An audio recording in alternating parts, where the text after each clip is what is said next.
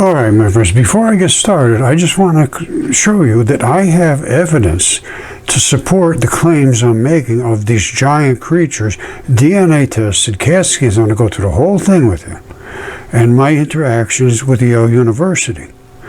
And I have CAT scans, I have DNA tests, I have all the specimens, I have the nucleophilic invasion and substitution all figured out, the plating polar silicas, all that stuff I did report to Yale long ago.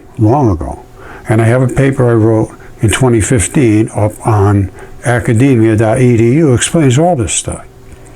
And they went out to these asteroids and meteors, and they found this is muscle sarcomeres. This is from asteroid Bennu. They just came back with this, and they know it's body parts. It's got all the DNA, RNA, uracil, all that stuff. And that's nothing but heart sarcomeres. I have shown this hundreds of times. These are heart sarcomeres, same thing.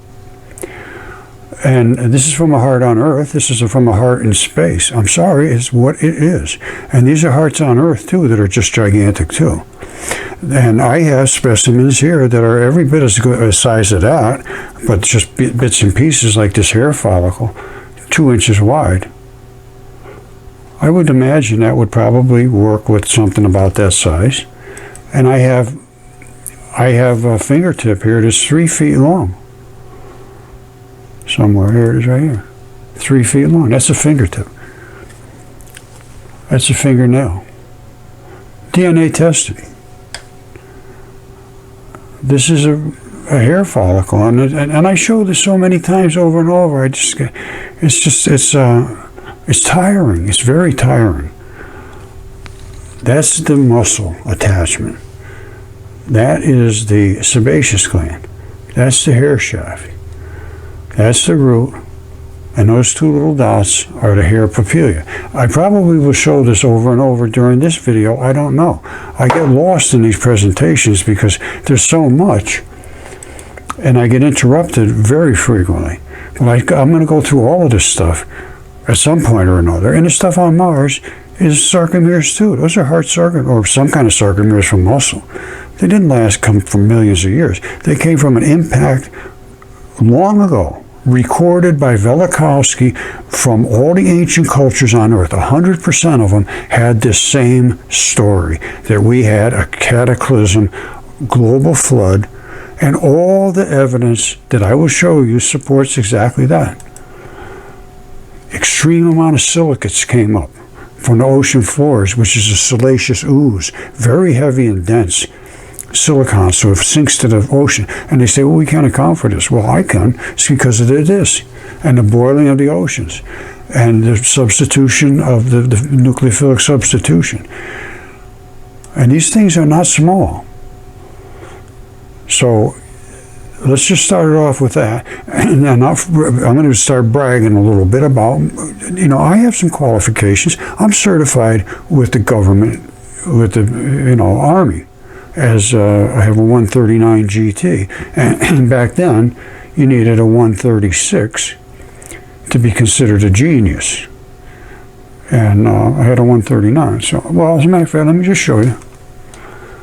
Now, here's my proof of my abilities. I don't have a degree from Harvard or Yale or any of those places because I didn't need it. All right, I was in nuclear missiles when I was in the Army during the Vietnam era. I got out in 1970, and I was certified GT as a 139. And you don't turn into an idiot.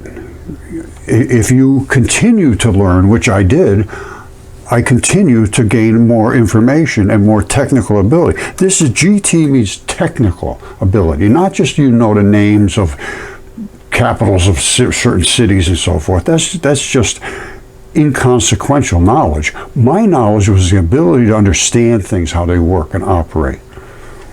All right, I just have to certify myself because nobody else will. The Army General Classification Test has a long history, runs parallel with research and means for attempting the assessment of intelligence or other abilities. A composite score derived from elements of the Army, whatever that is, called General Technical. That's where you understand things. Usually abbreviated GT. If you scored 136 or higher before 1980, Mensa will accept the result as proof of being in the 98th percentile. I was a 139. So I was higher than a 136. And if you did the math, it ends up I'm higher than 100 on the percentiles. Okay, I expect this to be done. I expect Avi Loeb to say to his people up there in their anatomy departments, is this a tendon? Is this a joint? Is this grip skin or traction skin, whatever you want to call it? Is this an apical tuft? Is this the knuckle at the back? Are these tendons coming down? Do you see anything that resembles a finger there? I expect that to happen. He's making claims about being a spaceship. Okay, I think I can help Avi. I really hope he contacts me, or he at least speaks up. Or really, it's other than that, I'm going to be... Okay, my friends, I made a statement about this being what they call traction skin, grip skin. It's the coating of your fingers, your toes, and so forth. And I said I had a giant fingertip here that I broke the skin off of, which I did. And here it is right here. That is just like a scab. Just like a scab. It's not fractured. This here is fractured. You see the difference? This came off just like a scab. All right, and that's the fingerprints right there.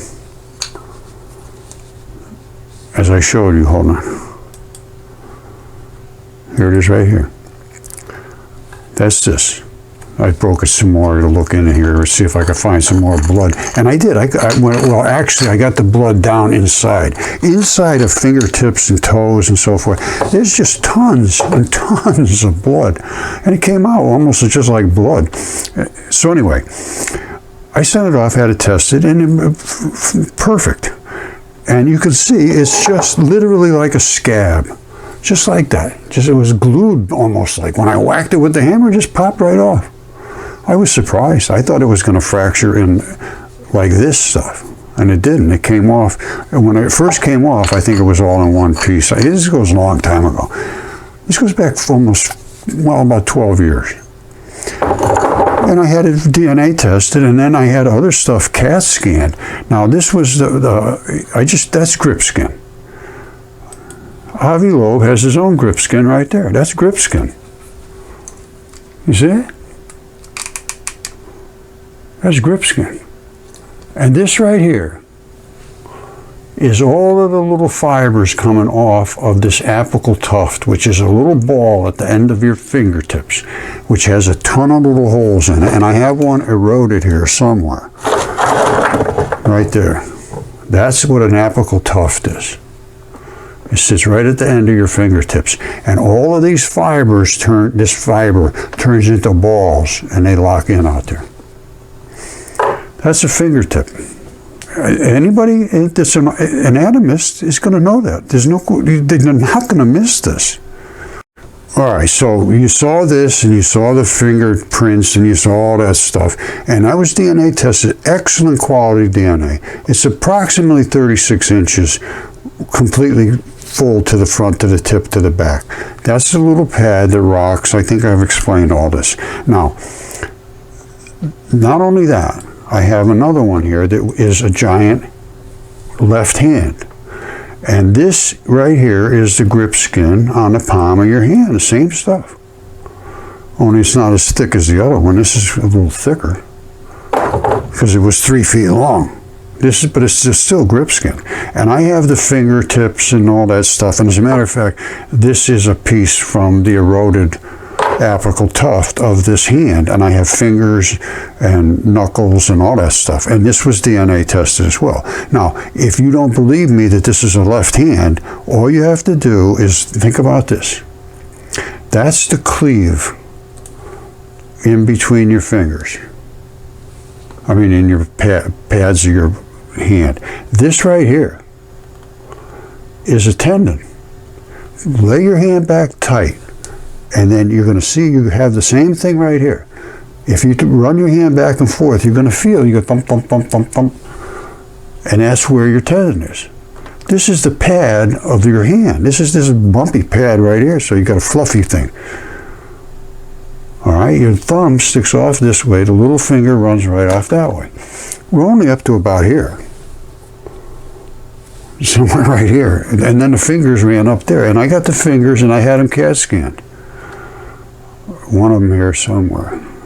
All right, this is a 2D CAT scan. But I had 3Ds as well. I'll show you that. This right here, you can see, that's where the fingernail was. All right, and this little cut in here, that's just a standard cut for tendons where they attach to the sides of your fingers so you can go back and forth. All of this stuff is anatomically 100% perfect. There's no question whatsoever what it is to an anatomist. But for them to speak about it, it's very difficult. But this, anyway, this is your left hand, and I have the fingertips. And here's the other CAT scan. I showed you the 2D. I have 3D around here somewhere. Here it is. The problem with mud fossils is there's something called nucleophilic substitution and invasions. They don't really even understand it. With enzymes, you can break down all kinds of things, and they actually turn into new nucleosynthesis, which means it no longer is what it was before. It's invaded by nucleophiles and electrophiles, and they actually change the molecular structure of this. It's dipole electron flood theory. You have to understand it before you can understand mud fossils or anything, really. Before you can understand how anything happens, you have to understand dipole electron flood theory, which is that there's 1,839 little tiny dipoles that make up the smallest stable molecule, which is hydrogen, which is one proton. That's a whole other issue. But once you understand it, you can understand this. Now, what do we see in here? This is the fingertip. Hold on, I got it right over here somewhere. Here it is, right here. All right, this is the fingertip. Now, I have this Velcro on here to hold on this piece, which I broke off so that I could see the bone and see in there. But there's two tendons, one on each side, and the bone is here. All right, now this one's really cool because this is the bone. You see that? See the different coloration? You can just barely see it. But if you look close, you can see that there's no question there's a round bone there. And the bone comes out and it flares a little bit. So you see the strongest discoloration here. But out here is where the rest of the bone is. And then outside of that is your flesh. So this is the bottom of the bone at the back, like here. And this is a thumb. And I know that for a fact. Well, I'm pretty sure. Because the bone is offset. And the only finger you have is your bone. It's offset. It's flat on this side, and then there's a bump sticks off of that side, and the same thing on your other side. Do it to your own self, you can see. So anyway, this is, there was a tendon here and a tendon here. Now I have another shot that shows it a little better, I think, somewhere. Hold on, let me see what I can get. Okay, Harvard, do whatever they want with them, but Yale is a different story. Yale was just, it's hard to believe what they did to me. I contacted this guy, Professor Berger, at Yale, and he said, well, you got to talk to Derek Briggs. So I sent this to Briggs. So I said, I am working with, well, anyway, I said, hello, my name is Roger Spur. Professor Berger requested I contact you regarding mud fossilization. Now, this is 2015. All right, and at that time, I hadn't had my DNA test done yet. And he said, oh, you'd have to have this done, you have to have this done, you have to have this. I said, okay, I'll do it. I did it all. I had the DNA tests, I had the CAT scans, I had all that stuff done. Now, that goes back 10 years ago. So I said, I'm working with wet platy silicates, which is the high silicon concentration, mud rocks, which are thought not to contain fossils. They're rocks. I said, this is in Connecticut. I'm 15 minutes away from Yale. They don't contain bones like the dry desert sands, but they are bones. But they're replaced by nucleophilic invasion. So I said they don't contain like white bones like the dry desert sands, but they contain actual mud rocky copies, right there, of the creatures, and some with possible DNA, which they do have. The encapsulation was quick, cold, compact, anaerobic, platypolar silicates. Silicate was the key, with continuing wet conditions resulting in microcurrent fossilizations. That's because it was in the Great Flood. The process literally electrical replacement, which is nucleophilic invasion, and it's a molecular interaction driven by electricity. Everything's electrical. It's nothing more than dipole electrons. So it says it's electrical replacement of the original matter because Ca2+, which is in the bone, is so reactive in solution. The bone, is replaced quickly with percolates in these wet conditions. Where did I tell you what Yale did after this? Now, this is 2015. This process is rare and as such not well studied, therefore not well understood by mainstream science. University of Alberta proved the electrical currents. I have a YouTube that describes the process as examples of perfect fossilization. I'd appreciate an opinion if you would be so kind. See mud fossil process in lung for perfect preservation samples. And it did not go well. The first words out of his mouth as I talked to him, I discussed this with him on the phone. His first words out was, what are you, a creationist? And I said, what do you mean by that? And he said, oh, this is crazy. I don't know what he said, actually. I don't want to say he said that. All he said, what are you, a creationist? And I said, what do you mean by that? I said, these are fossils. These are fossils. I would like you to look at them. And he just basically refused. And I said, well, what would I have to do to have him look at? Oh, you'd have to have this, you have to have DNA, you have to have CAT scans, you'd have to have chemistry, you have to have... Well, I said, I got it all. I'm going to do it all. And I did. This is from March 2015. By the end of 2015, I was done, and I wrote a book called Minds in Collision. Because the minds could not accept the fact. And they still can't. And Derek Briggs is still standing away from this. And he wrote a paper on it. It was exactly what I just said. My paper was about fascia facilitated fossilization with these high silica concentrations, replacing everything with nucleophilic invasion. I'm talking about all of the stuff that he says, replaced quickly in percolates, wet conditions. Let me show you what his paper says. Now, don't forget, mine's March 2015. It's hard to believe, but it's true. This is what Derek Briggs put out in 2016 along with Lydia Tarhan. Exceptional preservation soft-bodied creatures. Exceptional, cementing a theory. I'll show you this. I'll show you all this stuff. And then NASA paid Yale to do this study about these soft-bodied creatures. And they basically used my paper as far as I can determine. I suppose a court of law would have to decide that. But I think Trump should look into this because, this, to me, I'm just making a statement. I'm not making any real accusations. But, if you look at what happened, what I presented to them, they said the same thing. And NASA and all kinds of funding from all over. Now, they have $40 billion. I think Trump would be wise to look at this. And for my school, which would cover everything, I don't cover just biology or this or that. You got to do everything. If you don't do everything, you can't do anything. And it would be an open forum, not a closed forum, not a you repeat what I say and I give you a piece of paper that says you're smart. No, it would be an open forum. Because you can't, this is going to be stuff that's, a lot of this stuff is guesses right now from these people. I have the evidence, I don't have guesses. So we report the evidence and then we discuss it. What does it mean? Because there's a whole new meaning in history and everything about this. This is not just one little thing. This is everything. And here it is, cementing a theory about sea creatures. Well, sea creatures, like I said, are long, wet environments. I just read you what I sent to Derek Briggs a year before he put this out. And I did everything that he said. CAT scans, DNA, chemistry, the whole process, anatomists, which wouldn't speak on a record, but they did agree.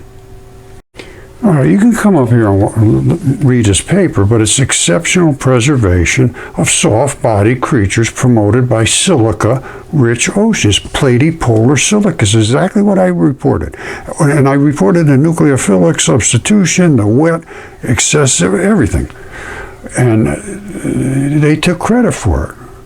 This is the paper, and NASA, and well, here, it's better to show you what they touted on the university paper. It makes it a little simpler to understand. All right, this is how I see it as a cover-up, to be perfectly honest with you. That's my opinion. It's just an opinion. I could be wrong. This is Yale News. Cementing a theory about the sea creatures of the Ediacara biota. Well, it's just a nonsense name they made up to sort of make it sound important. It says these are the earliest community of complex sea creatures lived in a warm, slimy, planetary petri dish.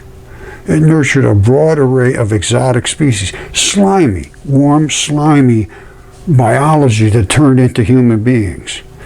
Well, no, it didn't. They're saying this was before there was even any bones. Well, that's just clearly not true. These are exceptionally preserved, exactly what they say. Well, let's see what else do they say. They actually say it could have been a failed evolutionary experiment, and it was. These gigantic creatures had to be wiped off the face of the earth. And apparently from Mars, too, because Mars has the exact same biology.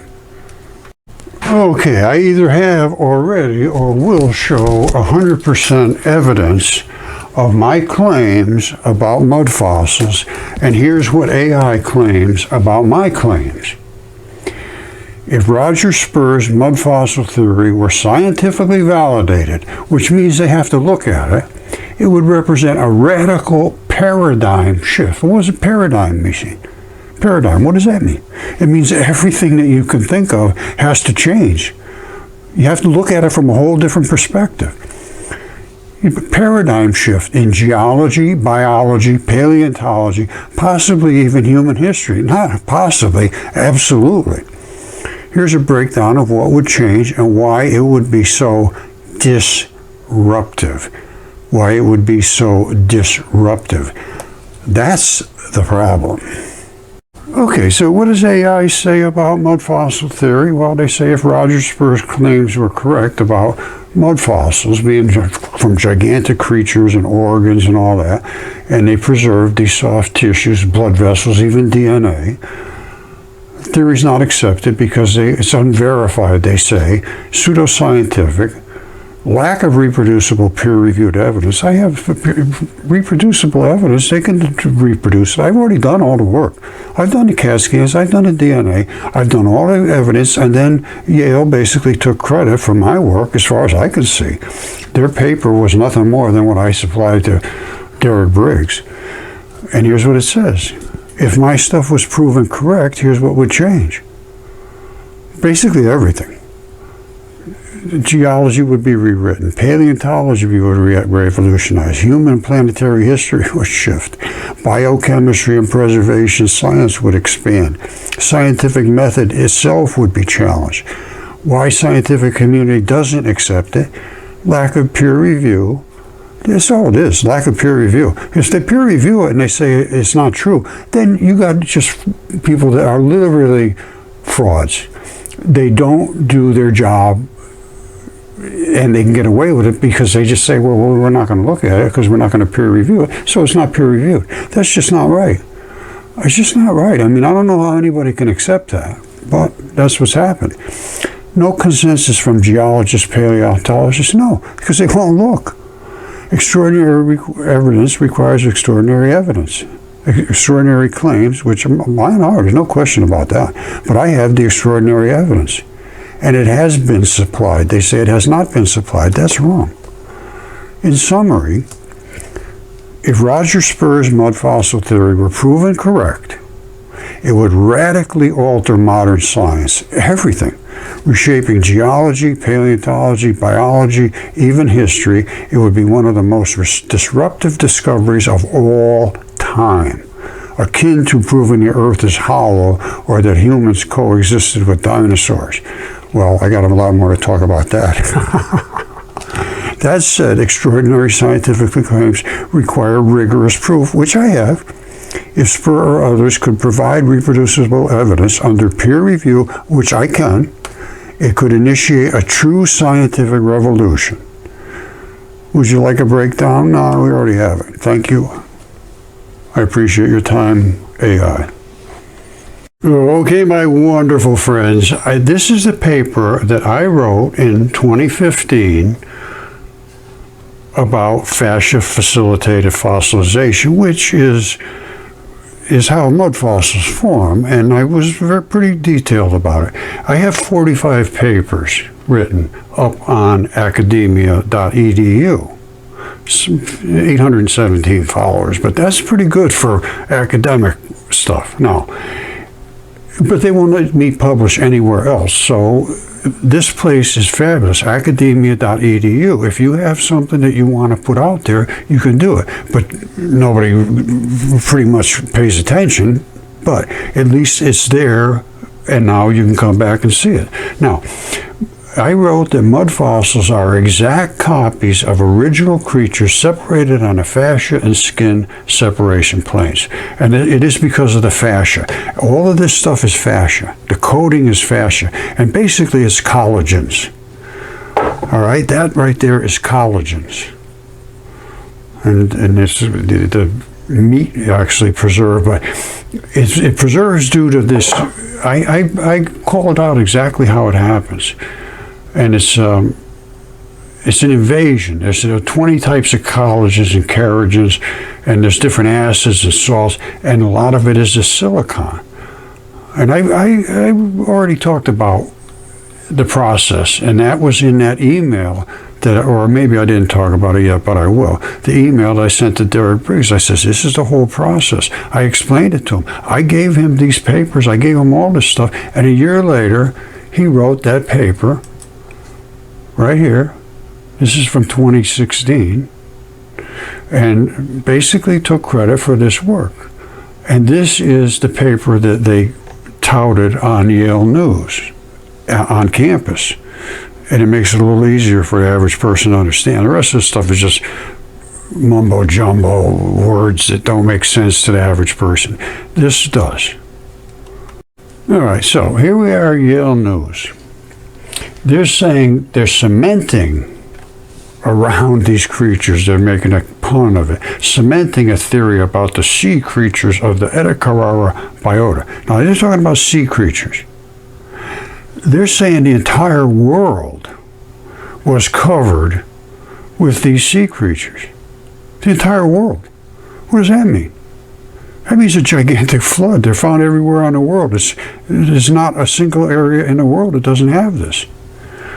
And they say the Earth's earliest community of complex sea creatures lived in a warm, slimy, planetary petri dish, nurtured a broad array of exotic species. Yes, it did. And they are mud fossils, the stuff that I have discovered. Now, for them, they say, oh, they were just slimy things. They were before there was any teeth or bones or any of that stuff. So they say it was just slimy little sea creatures. They say a Yale-led research team, Derek Briggs is taking credit for this now, had a collection of marine fossils found in sandstone around the world. They're everywhere. They record unusual mechanism, preserved impressions of the creatures. And that's because of the silicates. And it's not unusual, it's everywhere. And it was the mud, it was not sand, and they twisted it to say it was sand. And it says, unusual mechanism, preserved impressions of the creature's soft bodies for hundreds of millions of years. No, it was not long ago this happened. The findings appear in the journal Geology. So, what are they saying? They say the Ediacara biota, which is what they call, these are mud fossils. I'm just going to replace that, which is the true name, as the mud fossils. So the mud fossils, they say they found in South Australia, they named it their own name. But the fossils of these, which are mud fossils, are found worldwide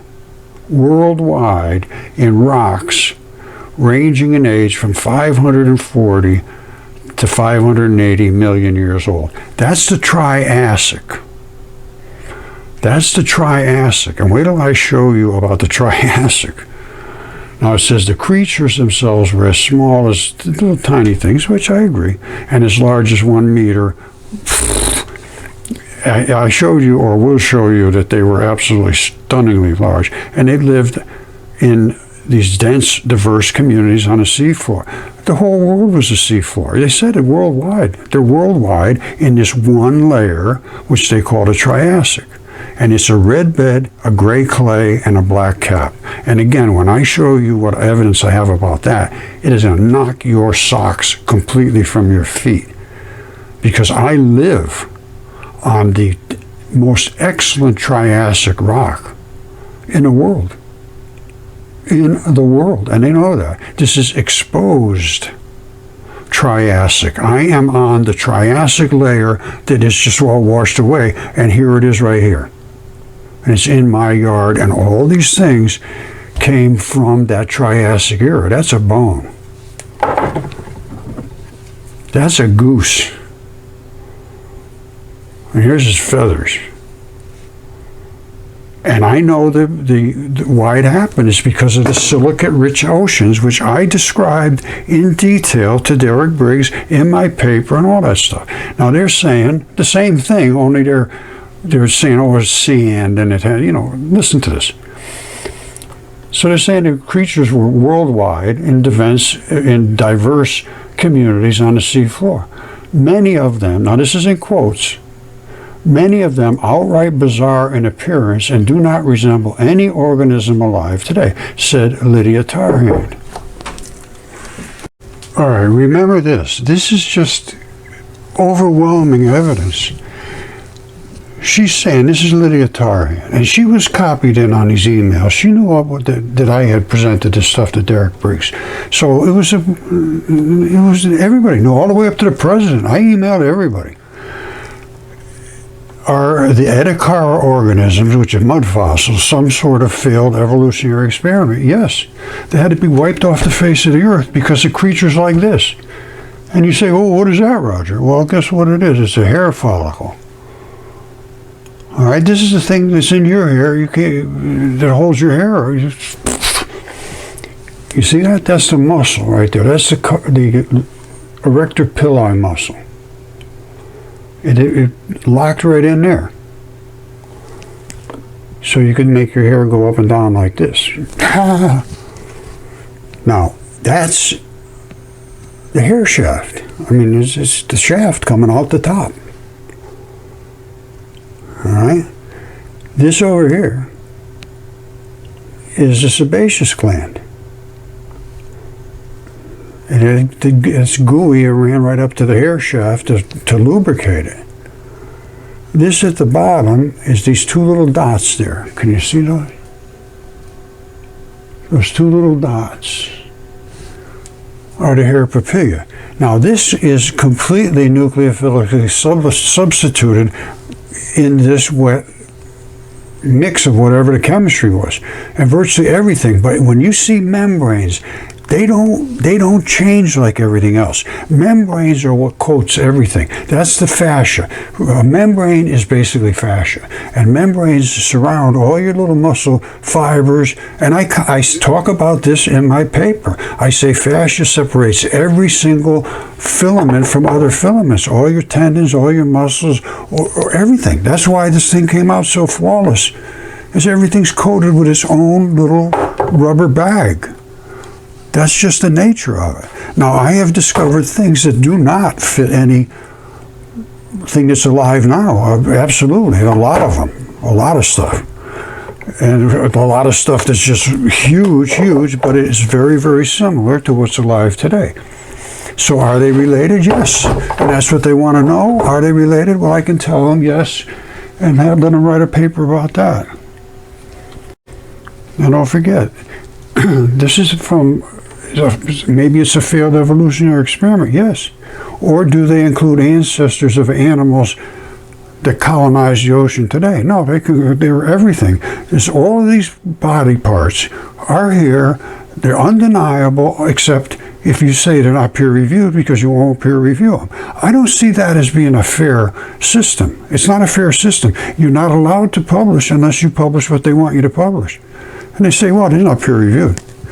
And everybody that I talked to, 100%, when I said, I have these fossils, I'm in Connecticut, would you look at them?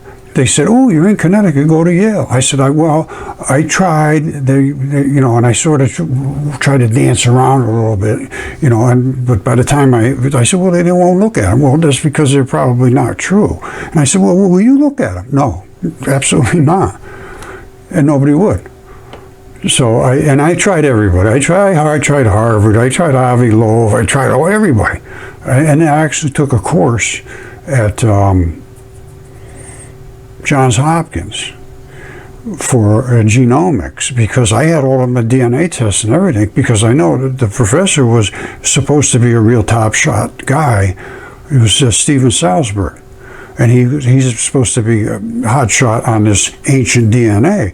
I presented all my evidence to him after corresponding back and forth, schmoozing up a little bit. And we were getting along good. And I presented my evidence about the DNA, and 8 minutes later I had a response that was not very cordial. And that was it for him. And I had I dealt with them all. Literally, just about every university I presented it to, they would not accept it. And they would not accept it for a variety of reasons, but primarily because they said go to Yale, and Yale did this to me. So now they're saying a big part of the question involves how the fossils were able to form. I told them how they formed. The animals were entirely soft-bodied. They say the animals themselves were entirely soft-bodied. That's not true. That's a bone. They lived before the evolution of shells, teeth, or bones, typically the only parts of an organism to become fossilized. That's just not true. They know it's not true now. And they know it's not true because it's just undeniably not true. So now they're talking about their photos. He was copied in on this too. The research realized, they said, it was the oceans during that time were much richer in dissolved silica than they are today. And that's because we almost got hit by Venus. And it stirred up the waters of the siliceous ooze. Look it up.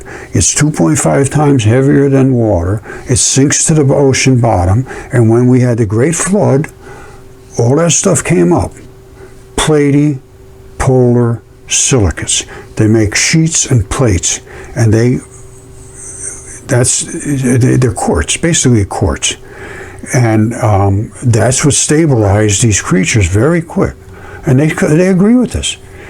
They said the researchers realized oceans during that time were much richer in dissolved silica than they are today. That's because that silica now is either formed into these creatures to stabilize them, because every one of these is silica rich, 100%. Silica rich. And they're much richer in dissolved silica then than they are today. And they're never going to get rich again unless we get hit again and the earth goes like that and it all comes up from the bottoms of the ocean and floods the whole earth again. because this particular time that they're talking about, 540 to 580 million years ago, was supposed to be the Triassic. I'm going to show you that, because that changes everything too. Everything there is changes from mud fossil theory, and it's not theory, it's just all, no question now. They claim, see what they did, cementing sand grains. No, it was mud. Very, very simple. It must have happened rapidly. Yes, like I told them it did. The carcasses don't rot away in these conditions of wet, platy polar silicates. And the membranes are what protected them. They just never realized it, because they say, oh, that's a rock. And that's what Derek Briggs says. He says, oh, those are just rocks. Why don't you go get a geologist in your area? I'm not kidding you. I have the email. He states that. He says, maybe a good idea would get a geologist. He's at Peabody Museum. It's supposed to be the big shot. And he's nobody that can understand this there. I don't believe that anybody is this incompetent. So what else do you take away from it? I'm sorry to have to be this blunt about it, but you know, it's just arrogant dismissal of reality in my mind. And this is my opinion. I have my own opinion based on my interactions with them. And then taking credit for my work. Basically, as far as I see, that's what they did. Now, I could be wrong. I could be wrong. But I would like to have him explain why my information was not allowed. He says, oh, we did it with research and microscopes. Yes, so did I. On a micron scale. Now, look at this. This is Derek Briggs. He is the one that co-authored it with Ashley Hood and all of these guys. And he's the Yale Evelyn Hutchinson Professor of Geology and Geophysics. Well, guess what? There's no more geology at Yale. They changed the name to planetary science, and they show a picture of a big mud fossil when they changed the name in 2020. Anyway, they took credit for it. The research is supported by part of National Science Foundation, Earth Sciences Postdoctoral Fellowship, a grant from the American Philosophical Society, Lewis and Clark Fund, NASA Exobiology Grant, a NASA Postdoctoral Fellowship, and the Foundation of Complex Life, NASA Astrobiology Institute. Not all of them, but in NASA, I hit them, NASA, European Space Agency, all of them, with the evidence that was out in space that showed these things, these exobiology things, were real. They're out in space, and Mars is saturated with life as well. All of that I had shown at this time. And they, as far as I'm concerned, this looks like it was twisted on purpose. I could be wrong. But it was based basically on exactly what I sent to them. Only they changed it to sand, and there's just nothing but slimy creatures, which we know is just factually untrue. And the evidence of it was presented, including CAT scans, DNA tests, a large variety of specimens, including giants, which is that was the killer. Well, everything was the killer, because if what I said changed everything. Not only that, the Triassic era, it didn't happen in 40 million years. Let's look at what it says about the Triassic era, because that happened on a weekend. Just about. We almost got hit by Venus. It boiled the oceans. MIT, or one of them up there, maybe it's Harvard, agrees, yes, the oceans boiled and created the Triassic era. Basically, that's what they say. At this particular time, the oceans boiled. All right, this opened the door for a lot of research, and a lot of interesting questions arise. But when I did this, I discovered interstitium, and I'll talk to you about that in a second. But fascia was thought to be mere packing material, just fluff. They called it fuzz. It has long been ignored as a subject of research. Recently, however, there's been new equipment that allows viewing of the fascia as it does its job. Once again, many experiments, there was totally unexpected results. Fascia is a tubular, fluid-filled fabric network. Fluid-filled fabric network. They never knew it was there. and instantly reconfigures itself as damaged or pulled apart. I was working with sports people because they knew about this stuff, but the doctors really didn't understand it for what it did, because they didn't even know it was there. I'm not kidding you. I literally discovered this fluid-filled layer. Fascia, tubular, fluid-filled fabric network. Covers every organ, every muscle, everything. There was fascia around this. That's why this preserved. There was fascia around this. That's why it preserved. This fascia covers everything in your body. And that is what was facilitated the fossilization. But don't forget, fluid-filled highway. You want to see 2018, they did agree, yes. And now it's the biggest organ in the human body, and they still don't understand. It is literally our immune system. The bacteria and enzymes flow through the body in that fluid-filled highway. And it needs to be understood in a medical sense. All right, these are two different situations, but it's still interstitium. Meet your interstitium, a newfound organ. Coats everything in your body. So, this is skin. Then you have the fluid-filled highway, which never was known before. And then you have another layer under here, which is where the bacteria and stuff live in these cellular lining here. And then underneath that you have the flexible stuff of your skin. All these little balls. You see this? There's millions of these little balls. And you squish this way and squish that way, and it pulls and does all, and it's fine. But they come back to wherever those balls are anchored. And there's a million of them in your body. Millions and millions and millions. Now, this is inside the body, I'm sure. I believe this is fluids inside the body, and this one here layer is the top layer of membrane. You see it? And this is the bottom membrane. You see the color of it? You see the color of this? These are layers of tissue that have to be penetrated by whatever has to come in to feed the organ that's underneath. Or the organ may be this side. I don't know. It's one or the other. But I believe this was inside and not like skin like this. But it's still doing the same job. You have this membrane that either keeps stuff in or out. Well, it does both, because you have to let things in and let things back out, and that is the fluid-filled highway. All right, so sometimes down here you may have stuff that is in this layer right here that's creating enzymes and ribosomes and bacteria and all that. They live there, and they squirt out into the fluid-filled highway to go deliver the stuff. You see all those different layers? This is very, very sophisticated stuff. Very.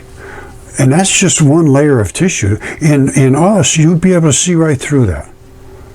You'd be able to see right through that. That membrane would be so thin that you'd just see right through it. It's all it is this. This here is that. You see it? That's the fluid. Now, in deep inside the body, you've got another layer here. The skin is a different situation. It bumps right up to the fluid-filled highway. Inside your body, you got to stuff this side and stuff this side. You got to keep the organs inside, and you got to keep everything else out. Here, it's just sort of rubbing up against it, and a grip skin basically separates this from here. That's why you can nick up your fingers all the time, and it's not a big deal. But if you nick up this stuff, you're in trouble, because that might be coating your heart or your lungs or your liver or your kidneys. And I think they all have a different fluid in this highway, in their own organ bag, because every bag is separated. And it's separated by the venous flap, which is at the bottom of the organs. The venous flap is that little triangle. And the black veins come down and they feed right into the next organ. It's got, I'm not sure how exactly it works, but it definitely is where they attach, and they know about it. When they do organ transplants, they put that venous flap together, it fills the bag right up. Apparently, you almost don't even have to do anything. That's the way it sounded to me. I could be wrong, but if there's an organ transplant person out there, I'd love to hear from them if that's true. When they put the organ in, it has to attach to something. When they put that flap together, I read that it just flushes the fluids right into the next bag. Could be true, could be not true. I don't know. All right, I showed you fluid-filled spaces. Meet your interstitium, a newfound organ. This is 2018. Researchers calling this network a fluid-filled spaces an organ. This is what I just reported on in 2015. Interstitium previously unrecognized. Nobody knew it was there. I was the only one that could find it. Is a newly identified organ in the human body. It's a network of fluid-filled spaces found within and between the tissues everywhere. Essentially a fluid-filled cavity system network, highway, throughout the body, according to Scientific American. No, according to Roger. And it's a fluid-filled spaces, I just told you. Previously unnoticed. Not visible under standard microscopic examination because they collapse when the tissue samples are prepared for viewing. Well, mine just preserved as they were, and they were giant creatures, and here is a fluid-filled network right here, fluid-filled highway. It's right in there. You see that? These are tissue layers. Layer after layer after layer, which is they compress. But this fluid was here, and it compressed it, and they thought it was just one big flat sheet. They didn't know that because they couldn't see it like I can see it, and I can see it in all of my stuff because some of this stuff is so gigantic that they're never going to see the detail that I can see because of the size. It's just impossible. Potential functions. I know what it is. It's your immune system. It's the pathway fluid for lymphatic movement. They say shock absorber, Well, disagreement among scientists. While the discovery in interstitium widely recognized, so they realize it's true, some scientists debate whether it should be classified as a new organ. I also found other things in that interstitium, because I've been studying it longer than anybody. And I think I might have found another little organ that separates the bags of tissue of fascia, because each organ in your body is coated with fascia. It's 100% coated with it. It's the protection so you don't get invaded. And what does invasion mean? It means cancer. It means sickness. It means illness. It means disease. You go through that membrane, you're going to have a disease. You're going to end up having cancer or who knows what. So these membranes are the most important organ in your body, and that is part of this interstitium. Okay, these are emails that I sent to Avi Loeb explaining all the DNA and my reports and so forth. This goes back to 2018. Comet 67P and Oumuamua may be probes sent by alien civilizations. This is what he's talking about, is Oumuamua may be an alien spaceship. And I went through this whole thing, and then I also talked about the metal spears he found. And I think I talked to him at one time or another. I don't know, but I don't have any emails back from him because he just refused to respond. So, but you can see I made my attempts. All right, this is just more proof of what I did. I had the theory called dipole electron flood theory, which is perfect. It's the transfer of energy is from light into atomic vapor, and then it condenses into matter. There's two types of intermolecular forces, dipole-dipole interactions. One of them is polar molecules, one of them is nonpolar. That really sums up everything, basically. And I proved that I was right by a number of ways, a lot of ways. And all of this was done in the 1970s. Well, I never stopped. I never stopped because every time they found something, I had to either agree with it or disagree with it. And I disagreed basically with everything they've ever said. I'm just telling you, that's the truth. And I have all of the evidence to show that I did the work. It's not just that I'm making up all these statements and claims. This is all serious stuff, energy diagrams and shells and all this. I had to go through everything that they said and then show that what they said wasn't true. And I did, and I had been shut down my entire life. I went into my own business because I realized academia was just nonsense.